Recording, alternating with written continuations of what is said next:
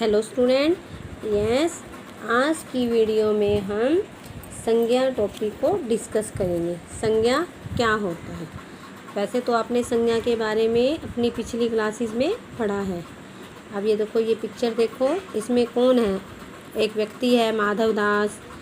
संगमरमर की कोठी बनी हुई है, कोठी, बगीचा है, ये व्यक्ति है, पानी है, ये सारे क्या हैं? संज्ञा शब्द हैं।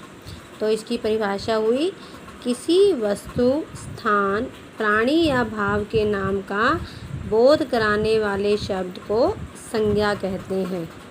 जैसे एग्जाम्पल दे रखे हैं, नासिक स्थान का नाम है, मेला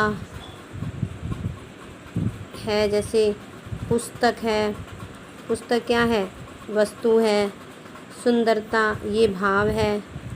सायना नेहवाल ये क्या है? व्यक्ति का नाम है, प्राणी का नाम है। संज्ञा के 3 भेद होते हैं, व्यक्तिवाचक, जातिवाचक और भाववाचक।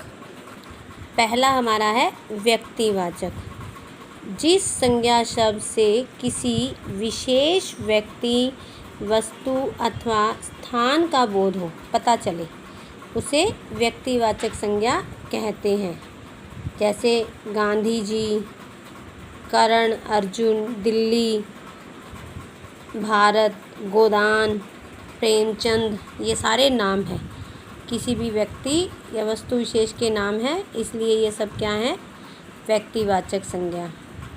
जातिवाचक संज्ञा, जो संज्ञा शब्द किसी विशेष व्यक्ति को न बताकर संपूर्ण व्यक्तियों, स्थानों या वस्तुओं, उनकी पूरी जाति का बोध कराए, उन्हें जातिवाचक संज्ञा कहते हैं। जैसे बच्चों को चाहिए कि वे शुभ अवसर पर एक पौधा अवश्य लगाएं।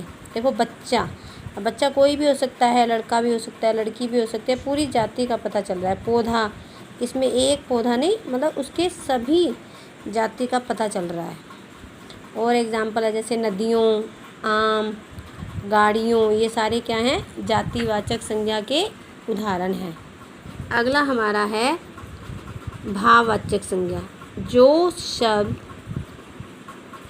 किसी के गुण, दशा या भाव का बोध कराते हैं, उन्हें भाववाचक संज्ञा कहते हैं। जैसे हमीर गंभीरता से बोले, इस लड़ाई में आपकी बहादुरी देखकर मैं बहुत खुश हूँ। हार जीत तो किस्मत के 2 किनारे हैं। गंभीरता, बहादुरी, लड़ाई, हार जीत, ये क्या है? भाव है, किसी का गुण है, दशा है, ये महसूस किए जाते हैं, इसलिए ये शब्द क्या है? भाववाचक संज्ञा।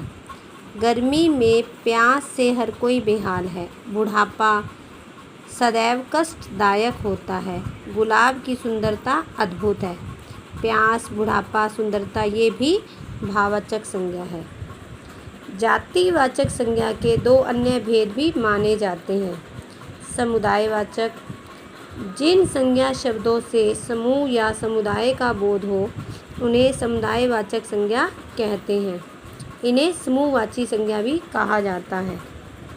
जैसे सेना, सेना एक समूह है, सैनिकों का समूह होता है, ये क्या है? समुदायवाचक संज्ञा।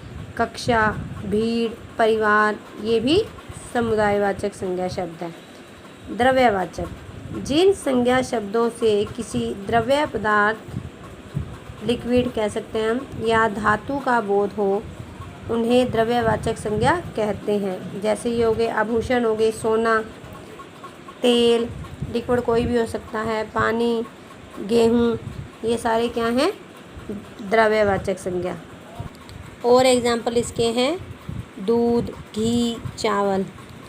भाववाचक संज्ञाएं बनाना, जातिवाचक से बनती हैं, सर्वनामों से, विशेषण से, क्रिया से और अवयव से।